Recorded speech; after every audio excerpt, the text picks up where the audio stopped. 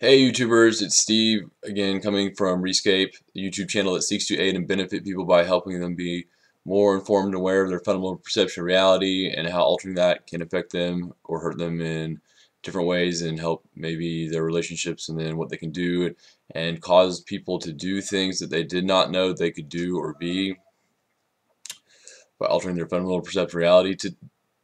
This week, I don't know what week it is. I usually don't know what week it is, but this week is a continuation of last week. I said in last week's video on forgiveness that forgiveness is going to lead into this video, which is on power. And I can't believe I haven't done a video on power yet, because that seems pretty all-encompassing as far as what being a whole human being is. If you don't know, if this is the first video you're watching, go out and check my fourth video on wholeness, and then any subsequent videos from wholeness that you're thinking about that this video is talking about. Well, glow. Let's glow. It's my cat. This is the first video first video you watch. That's my cat. She shows up in pretty much every video, one way or another. Okay, so for power, now this is power. Like, okay, so you hear there's different kinds of power. I mentioned in one of my videos about how there's like the power, like the nuclear power plant that lights up a whole city with electricity, and then there's the hidden power, which is the power of like playing mind games with people. Like if you have a secret, you know, and people don't know what that secret is, but it could be about other people, and then they think they have the one up on you, and really you already know what they're talking about, and so really you have the one up on them, but they don't know, and then you have more power, but they don't know you do. So there's that kind of power. The power I'm talking about today is literally the power to change the informational system that you are surrounded in. So it can be, if you're with a person, it can be having a conversation, persuading them to do something. It can be, if you're by yourself, it could be building a Lego set. It could be when you're planning your intent for the next day. If you want to watch my video on purpose, I think that's the one it is. But basically, you're changing what you're going to do the next day. Like, you're thinking about it. And that is a form of power, because let's say if you're in prison, you don't have the ability to change what you're going to do the next day because it's being set for you. So these are the ideas of power. Power is changing the informational, I want to say, structure of your system. Basically, if the universe is a computer, your ability to change the ones and zeros, that is power. Now, the catch to this is it's your ability to do it. So then the next step becomes, well, you can't really have power if you don't have the ability to control power. So this could also be a video on self-control. But as soon as I say self-control, people are going to be thinking about the wrong thing, because self-control, for some reason, the very necessity of self-control and becoming a powerful person is why when I say self-control, you're going to be thinking of something it's not, because they don't want you to know what real self-control is. Whoever designed the language of our systems and the educational structures and the mind structures that we've been grown into and the beliefs of our ancestors and whatever we find ourselves in, one thing that is said against us is that self-control is not, oh man, I like that vanilla milkshake, but I'm a fatty, so I don't think it's healthy for me, but I run it really bad, but I know it's not good for me, but I'm not gonna eat the vanilla milkshake. And then you like drive by McDonald's, you're gonna pull into the drive-thru, but you decide to drive by and you're like, oh wow, whew, I'm glad I have self-control so I didn't eat that milkshake or whatever. This is real self-control. Self-control is this: look, it's a milkshake. It's probably not the best thing for me, but I like a milkshake, so I'm gonna have a milkshake. And then you have the milkshake. Self-control is the unification of desire. Like, that's all it is. Like, when you know what you want, but then you're like, oh, I shouldn't do it. Well, now you don't want to do it, but I want to. So really what you're doing here is that there's two conflicting desires. Self-control is the unification of desire. So, and it doesn't even have to be the good one. Like, everyone thinks like, well, I should do this, but I've found in my spiritual journey, more than half the time, the thing that shouldn't happen is the thing that I'm saying, like if I go like, oh, you shouldn't do that, that talking hand, that's what shouldn't be there. If there's a should, it's that should go away. And so, and literally when you do that, like, the idea then becomes, and here's where like the idea of like, oh, well, power corrupts. And then so that, well, the hand goes away and there's nothing there to tell me not to do bad things, man. I'm just going to go on a crime spree. It's going to be horrifying. And the answer again is that that's what they want you to think. So first off, self-control is unification of desire. You can unify your desire to do something you think you shouldn't do.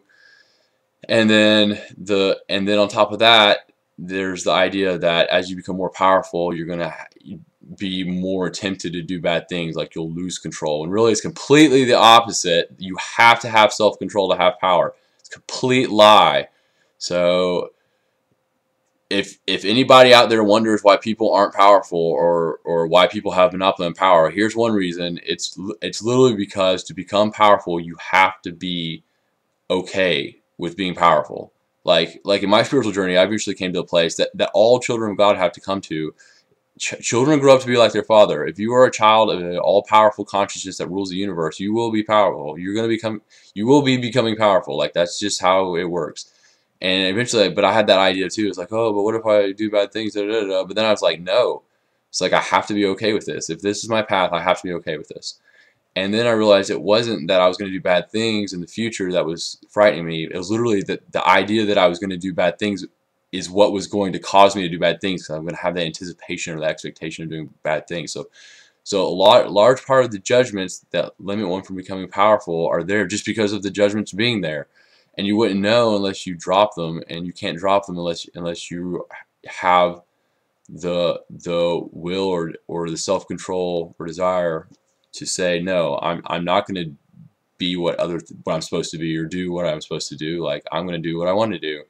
And then what happens is, if you want to do something that probably is not the best thing for you, you hopefully, well, not everyone has to do this, but this is what I do. Is I have a connection with God such that I can talk with God, and He's never judgmental. Like, He literally won't even say anything until I come to Him, and then He's like, "Oh yeah, what you got going there? Yeah, it doesn't seem like it's going not too well for you." And then I'm like, and then He's like, we work it out, but then I have a new desire, and so again, the desire is still uniform.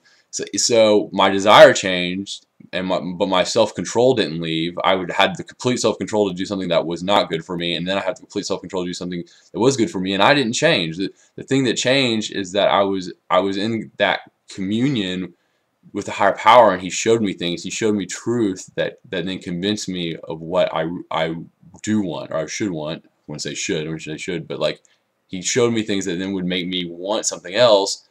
And so, like God wants people to be whole. He wants people to be whole and free.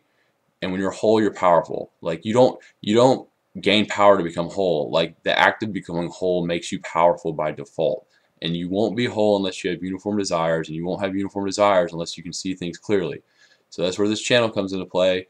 A great source of true, pure information is a direct connection with God. If anybody has questions on that, I can link you up with that. A factual connection with God, not like little hunches or whatever, little frou-frous. Like literally, like, it's like, like, if it's not there, it's not there. So He's like, anyway. So I guess the root of all this is that you have to have a connection with the higher power, God, universe, source, great spirit, however you want to call them, whatever you want to think about it. But whatever that source is, it doesn't imbue you with superpowers. It literally, you have an understanding where you communicate with it, and you grow in life in a relationship. And then as that occurs, your desires become not, oh, I don't want the vanilla milkshake. It literally becomes like, I'm gonna make a McDonald's. I think I'm gonna start a company where I can make a better milkshake. And it's like, and you know what? Other people maybe get fat drinking that milkshake, but I think they'll be happy. And so, and then you drop away, like societal standards drop away, like what your friends think drops away. Like, people like you because you are who you want to be, and you're not trying to fit in, but you do fit in and then eventually what happens is people start mimicking you, like, even like, and then they don't even know it. Like, so it's just, you can't lean on anything else other than God. And then if you lean on God, what's going to happen is you won't do that either. He's going to make it so that it's you. It's you, and you're whole, and you have one desire, complete self-control, complete power, and you didn't do anything to get it. So I know that sounds strange, but if you listen to what I'm saying and start walking down this path, like, periodically you'll get to points where you're like, oh yeah, I remember Steve said that, and I'm like, yeah, I did say that, and so here you go, now you know too. So, oh, the forgiveness part in the last video. Oh man, this is important. I'm glad I didn't forget this. To get rid of the judging hand, the should hand, that there only should be is that should hand should leave. The way you do that is you forgive yourself. If you're fat and unhealthy and you want a milkshake, you forgive yourself. You either forgive yourself for wanting the milkshake, or you forgive yourself for being fat and unhealthy and have the milkshake. Like, you have to have that point, because when you have this conflicting desires, you literally, your spirit wars with itself, and it has to find that peace. Like, if you don't find that peace and you're still warring, still conflicting desires, or however those are knotted out in your mind spirit, like, you will not progress until you have that resolved. So yeah, so undoing judgments is forgive yourself. Like, the quickest way to self-control is self-forgiveness. So if you have any questions, post in the comments. My name's Steve Robertson. This is Rescape. I will see you guys next week. Love you. Bye.